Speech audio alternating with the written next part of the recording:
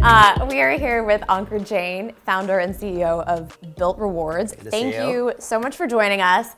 You started this company with the premise that people should actually get rewarded for paying their rent. Right. Typically, someone's biggest expense, especially in New York, as somebody who pays a lot of my income to rent.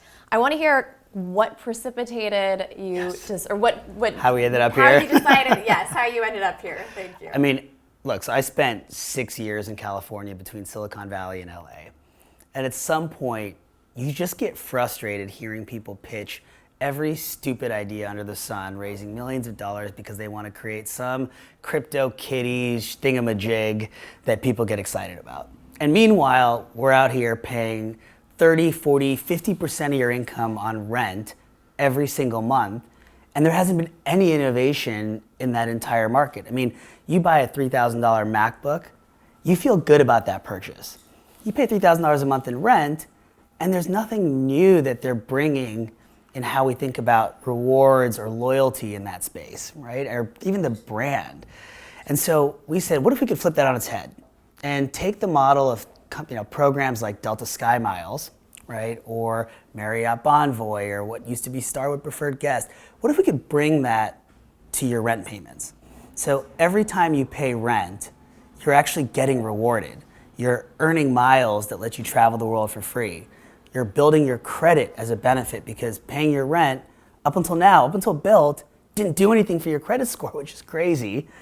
And by the way, paying your rent should also get you benefits everywhere else you go, especially in the neighborhood you choose to live in, right? And so, anyway, so 5 years ago we started this. Today, over half of the top 100 multifamily apartment buildings across the United States are using the Bilt Loyalty and Rewards program to reward their renters on rent. And we've now expanded it so that anybody can sign up for Bilt and pay their rent to unlock all these benefits and rewards at home. It's incredible. Yeah, it's so funny. I feel like interacting with some of these Silicon Valley people, they're so eager to solve like rent and housing in the metaverse. It makes zero sense. And yet in their real world, they're just so removed or so. It's crazy. I mean, this is part of the moment that I decided to leave Silicon Valley. I moved to New York, signed a lease the same week. I had a meeting. I had previously been running the product for Tinder. And when we sold that company fully back into Match Group, I took a meeting with this venture capitalist who goes, I've got this big idea that's going to change the world, and you have to come look at it. And we're going to put $100 million into this company, and you would be great for running it. And I was like all excited, and I flew up to San Francisco and met him at this hotel right on Market Street, which goes down downtown San Francisco. And I sit down, and this venture capitalist starts to pitch me on this idea. He goes, just imagine, people can have virtual luxury goods on the blockchain. I go, sorry, what? No. He goes, they could have their own Prada bag in the metaverse that can't be duplicated. And I go, are you kidding me? This is the world-changing idea that you want to put $100 million into? And I remember walking outside on Market Street, and this is San Francisco, one of the top 5 cities, population sizes in the country. And right outside this hotel, this was right when Bird Scooters had raised, I think it was like $200 million for scooters. You could have bought a scooter for everybody in the country with the money they raised. Yeah. And there was a homeless person, butt naked, humping the scooter in the middle of the street with traffic stopped. And I'm thinking to myself, you have the biggest housing crisis, clearly a healthcare and mental health crisis here in the city, financial services crisis, and here you are sitting talking to me about digital Prada bags on the blockchain. I mean, it is so out of touch with the big not just big problems, the big opportunities. Right. I mean, why is that? Is it just that they have so much money at that point that they're removed from any sense of reality? Or is it that these guys actual problems aren't glamorous or don't have enough of a tech element to attract them? What do you think that is? So I joke. I think you knew Silicon Valley was in trouble when every MBA graduate started saying they wanted to go into tech instead of banking.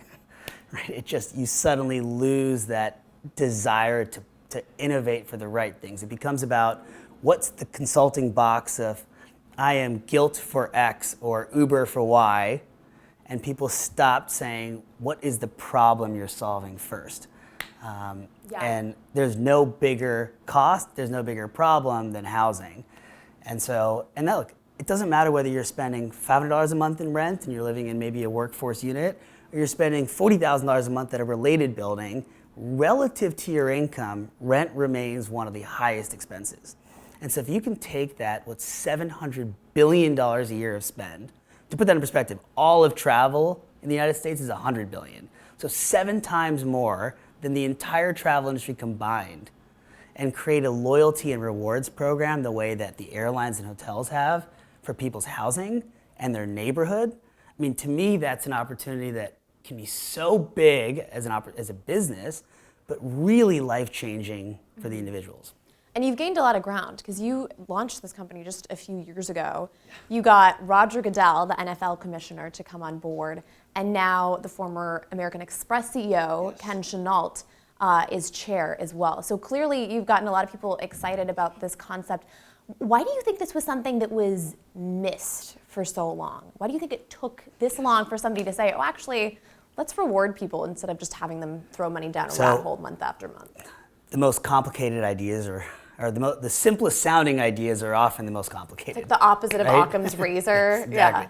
And so to pull this off, I mean, it's a really complex network, right? To make this work, you have to have the apartment owners and the residential owners on board. You have to have the neighborhood merchants on board to provide benefits in the neighborhood. You have to have the travel partners on board so that you can use rewards on airlines and hotels. But it's this chicken and egg problem where all the travel partners go, well, who's on board on the property side? And the property guys go, who's on board on the merchant side? And so it's, this talks about every crisis can lead to new opportunities. We spent 2 years trying to pitch this network idea with very little progress, candidly. Yeah. And when COVID hit, the world broke.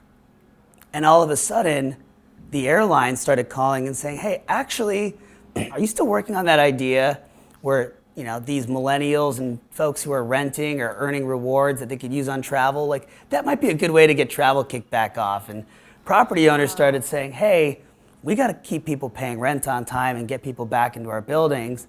Hey, we're actually open to this idea of building a loyalty and rewards program on rent. And so, anyways, it just takes a little bit of that initial movers on each side, and then the flywheel begins. And then it was about just executing how fast we can create just incredible benefits for renters all over the United States. And yeah, today we are in millions of homes across the United States. We've expanded into single family rentals, we've expanded the condos here in New York. You now get rewards and benefits on every HOA and condo payment at any Douglas Elliman property. And so anyways, lots of exciting stuff. Yeah, I think it's interesting that COVID was sort of the genesis for this, that you really had to sell for a few years and people weren't necessarily interested in your concept in and of itself. They needed some sort of exogenous factor to get them. It's less about interest. Okay. It's about changing these legacy industries is really hard. And it's especially hard when they're in a bull run. And prior to COVID, you had 10 years of just unbridled economic growth. And so the desire to do new things sometimes slows when the money train keeps rolling, right? Yeah. And so it takes a crisis sometimes for industries to be forced into new ideas, new change. And so it wasn't that people, real estate owners got the idea and the value of loyalty. Many of them own hotel groups and many of them had been involved in that space and seen how successful they had been, but why put the time and effort into something different, right? Yeah. If the others weren't already on board. And so it was really more of a network effect problem to get it off the ground, and getting that first tipping point makes all the difference in those types of chicken and egg issues. Certainly. Well, New York real estate agents too, and rather New York real estate companies have sort of a reputation for being sharks. They're all about making as much money as they can. So I understand this obviously rewards renters and owners, but what is the incentive for these property managers, for the real estate companies? Are they getting a cut, or how did you sell them on this? Because I don't think they're about empowering the next generation. This is what's so exciting. So we've been very lucky. Ken Chenault, who used to be the CEO of American Express, has joined Bilt as my partner, our executive chairman here at the company. And what's amazing is a lot of what we're doing is actually similar in model to what they built at American Express over, especially over the last 40, 50 years. And so Bilt is really a loyalty network, right, that drives commerce between local residents and merchants, right? And today, people pay rent in these antiquated payment systems that cost the properties money, don't create any added value for the customer, and don't create any added economic value for the property. Yeah. Right? What we said is, hey, how can we help properties create value for their residents, which drives loyalty? How can we help them drive new revenue streams? Right? They don't get to participate in the economic activity outside the home prior to build.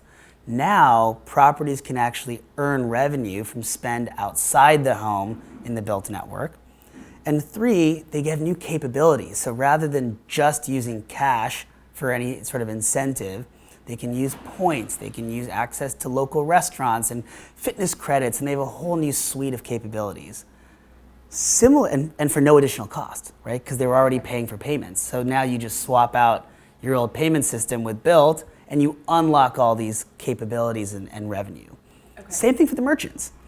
Today, merchants, to try to reach local residents, I mean, they're going to local buildings, putting up flyers, doing like these 10% local discounts. I mean, it's so complicated. And locals are the lifeblood for small business and merchants across the United States. And so to create a seamless program where you can join the network and suddenly have access to a captive audience of millions of local people with a rewards and benefits program that's plug and play, so automatically now you walk into that restaurant, because you chose to dine locally, you're earning those rewards. You're getting access to those new benefits. Even if I don't have the credit card? Even if you don't have the credit card, and just because you pay rent with Bilt. Okay, and if I walk into SoulCycle, they know I'm part of this That's exactly network, right. And they hand me a free water. You remember, you get a complimentary spin shoes and water, you go to the Y7, you get the complimentary yoga mat and the towel. And so all of a sudden, these local businesses have access to these captive audiences with a really compelling suite of rewards and benefits. And all of that ultimately drives more spend to all these local businesses that otherwise were competing with others. Okay, and the real estate companies are glad that they're able to sort of outsource this benefit to people then who are renting. Well, to create this, I mean, even the largest real estate company in the United States has like 700,000 rental homes. The second largest is like 200,000. There are 43 million rental households in the United States, right? And so not even the largest players have the national presence and scale to be able to really bring together the benefits value prop. But together, right, that's why we call it the Bilt Alliance, we do. And so it's super exciting because now, again, anybody can sign up, they can pay their rent, but we're able to bring in, like every dollar you spend on rent, you're getting miles on United Airlines, Alaska Airlines, Emirates, British, points on Hilton, points on Hyatt, IHG. I mean, it's the most valuable rewards currency in the market because we bring renters to all these different businesses in a way they couldn't do before. The median rent in New York is now $4,100. The average, I understand, is even higher. When somebody who has been paying that much of their salary every single month for the privilege of living in New York, when they start using the Bilt platform, when they join the Bilt Rewards Alliance, what kind of rewards are they going to get immediately? And over the span of the year, if they've used Bilt, what is the monetary value for them? It's a great question. So first of all, New York's totally worth it. It's so expensive, but I don't know where else in the world I could live. So like call it the cost of living. I agree. And I can't. I agree. And it's like, what else am I going to spend my money on? A Prada bag in the metaverse? Yeah, exactly. You know? Well, that's what these Silicon Valley guys want. So, and that's also why everyone's left Silicon Valley. But there is no question that at such a big expense, you want to really have something meaningfully different that you get back. And so we look at it as rewards, points, and benefits, right? So just in your everyday life, you're already getting benefits that are valuable, like, again, fitness studios, those complimentary items. I mean, that's $7, $8, $9 per workout, right? That just adds up every month, month over month, that you now get complimentary. You go to the local restaurants and you get that comped item, that priority reservation. Those add up because you're part of the neighborhood. Wait, there's comped items at restaurants? Yeah, if you're elite status with Bilt. Oh, really? Okay. Are we talking free dessert or what are we talking? It depends here? on the restaurant, okay. right? Okay.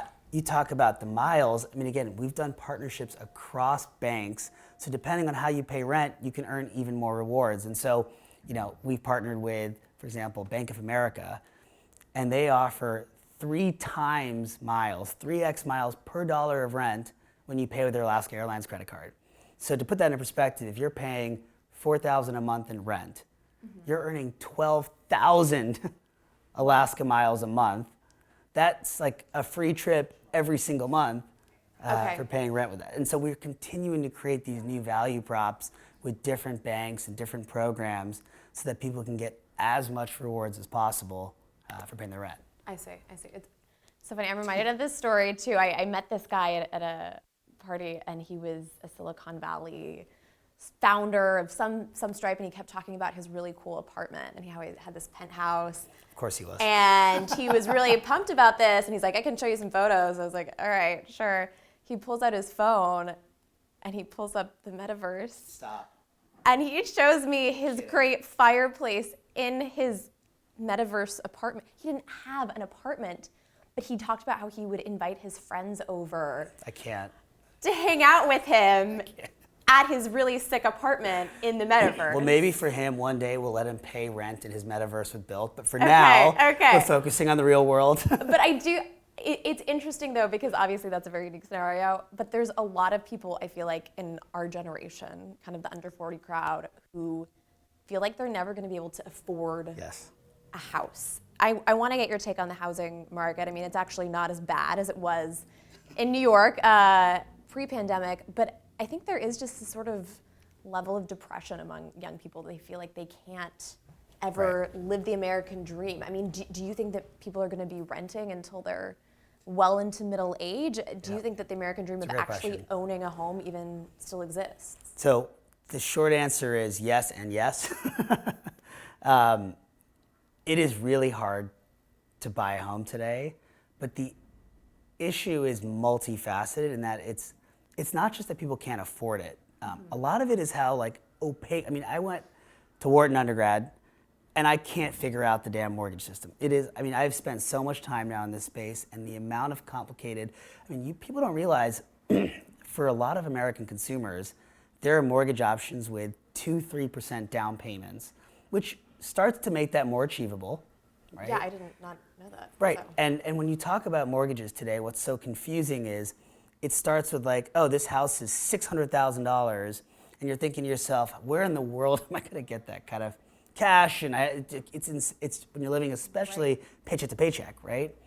So we've tried to flip that on its head too, and we've said, as a renter, how do we make it accessible to understand home ownership and participate? And whether or not you choose to, some people love to rent, you get the flexibility, you can move around, you don't have any equity tied up in one place. But for those who do want to buy, there's a couple of things that we've been doing. So number one, every month you pay your rent on time, it actually helps you qualify for a mortgage. So we worked with Fannie, Freddie, and FHA. That paying your rent now helps you qualify for a home mortgage, which is really exciting. Number two, we got the regulators to allow points with Bilt to be used towards a down payment, which is really exciting. So in addition to using it for hotels or airlines, if you wanted, you could save up your points and take some cost off your down payment. And How many points does that require? So points are worth 1.5 cents towards a down payment.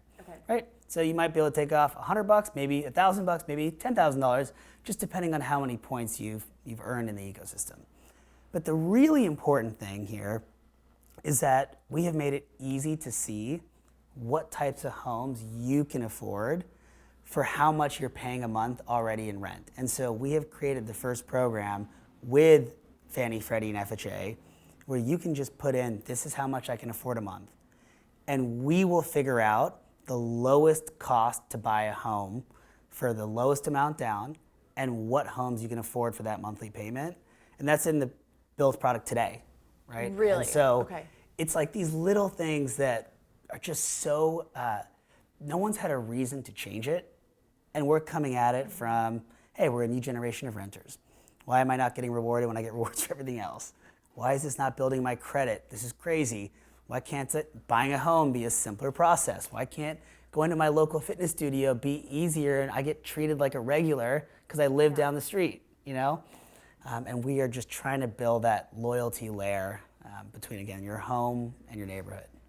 Okay. We're both from Washington State. Yes, which I just discovered. Both left, in my opinion, for a very good reason. But what made you decide to come to New York? What was it that has made you want to stay here? I mean, I like to call myself from New York now. I'm such a diehard. I do not understand the people who leave New York. I don't know where else in the world, and my wife and I talk about this all the time. I don't know where else we live that has the density of intelligent, high energy people from different industries. I've lived in LA, I've lived in San Francisco, I've lived in Seattle, lived in Philly, lived in London. London's fun too, but Philly, New York, San Francisco, LA, Seattle, these cities tend to be very homogenous. It's the same type of people. Now, I get why people love it. It's not for me. I love the fact that we go out to dinner and you're sitting with people in the real estate world, the media world, the fashion world, the technology world, and everybody is just at the peak of their game at every stage of their career. And it's just, I don't know where else you get that. Yeah, I love that. Why did you decide to start a business here, though? And have you faced a lot of challenges trying to operate a company? No, I find it so much easier. Like we had our Tinder headquarters in Los Angeles. I mean, it was like 5 or 6 p.m. and everybody would just like clock out and be like, I'm going down to the beach or I gotta go, whatever. Here, people are having fun. They're working hard. I mean, you'll be at the office one day till 7, 8 p.m. You'll go out to a fun dinner with your friends. The person's messaging you the next morning at 6 a.m., back on the grind. It's not for everybody, but I love it. And I find that New York self-selects incredible people who want to change the world. They want to do big things, not change the world with blockchain product purses, but they want to actually solve problems. And we've been a 5-day back in the office for 3 years now. I mean, since early 21. So we are very big on New York in office and getting that environment. New York or nowhere? Kinda. You brought American Express former CEO Ken Chenault onto your board. Yes. He's now a real partner for you. What were the conversations like with him? How did you get him excited to come on board? I mean, this goes back, funny enough, to why New York, right? You get not only the smartest folks, but when Ken and I first met, the first question he asked me is, are you looking to build a generational company or are you looking for a big exit? And for me, there's nothing that I want more than to build a platform that is around for hundreds of years, right? And you see these companies will keep reiterating and re-evolving, but American Express was started in the 1850s, right? I mean, you forget, and it's re-evolved. It's evolved so many times since, but that mindset is very different than, say, Silicon Valley, where the longest standing companies have really been around for, outside of Apple, 20 years, 15 years. And so to think in that mindset of how do you lay a foundation and build a business that can truly last sustainably is really exciting. And it's why, look, we've grown. Our last company round was at a $3.1 billion value. But we were profitable since our first year of operations, right? And I think that mindset, again, it's a little bit more of a New York, East Coast mindset of build a company that can sustain and scale. We're not looking to Silicon Valley just burning through cash and growing the next round after round after round to burn. In fact, we keep almost all the cash we've raised in the bank as a safety net, right? And you want to invest back in the company. And we're investing back in the company sustainably through our own revenues, right? And so there is something I think really different in that mindset that you get from partnering with great people like Ken. Right, from having the different perspectives that folks like Tim Iopolis, who ran Fannie Mae for 10 years. Fannie Mae is a multi-trillions of dollars of mortgages that go through that. Right. Whereas he turned it around after the financial crisis. So to have that kind of discipline and thought on our board to help us think through things, it's very hard to get anywhere else. It was interesting to hear that this wasn't an overnight success story, because I think researching what you've done, it looks like, you started this company a couple years ago. It's immediately profitable. You have $1 billion valuation. You now are a billionaire. It sounds like it was a really seamless, smooth process. But I know that isn't the case. We're just seeing the highlight reel. So, what was that experience and what was that journey like, trying to get where you are now? Okay, every day is still so hard, but that's also what's fun. This company alone was 3 to 4 years before we were able to launch. just to get the pieces in place. And really, I would say that, the first 10 years of my career, that network, those lessons learned were really what allowed us to do this. And so, the cliche is behind every overnight success is 7 years of hard work. Yeah. We're about in year 7 now. Okay. So, overnight, the cliche has seemed to rung true. Yeah. Yeah. And it's interesting, too, that you've had that experience of being an entrepreneur in California versus in New York. And even, it's interesting, too, that when you were at Tinder, it was a relationship, but it was also an app, right? And now it's like you're trying to sort of rebuild an entire new foundation for the future of renting. Do you think New York lends itself more to running those kind of companies? I think if you're building a company that truly touches people's lives in different ways, right? What's exciting about Bilt, we're helping people in their housing. We're working with them on building their credit, which touches the credit bureaus, the financial institutions. We're talking about fitness and all the big fitness brands and hospitality and hotels and airlines. There are very few cities in the world that have all of that in one place. And the biggest banks, the biggest hospitality companies, the biggest fitness studios, the biggest real estate company, everybody is in New York or has presence in New York. And so it enables you to start to bring those worlds together in really unique ways that I just don't think are possible otherwise.